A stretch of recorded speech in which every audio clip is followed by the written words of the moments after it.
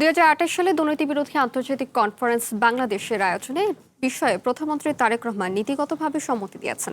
এ তথ্য জানিয়েছেন টিআইবির নির্বাহী পরিচালক ডক্টর ইফতেখারুজ্জামান। সকালে সচিবালয়ে প্রধানমন্ত্রীর সাথে বৈঠক শেষে কথা জানান তিনি। এ সময় দুদক পুনর্গঠন নিয়েও প্রধানমন্ত্রীর সাথে আলাপ হয়েছে বলেও জানান টিআইবির নির্বাহী পরিচালক।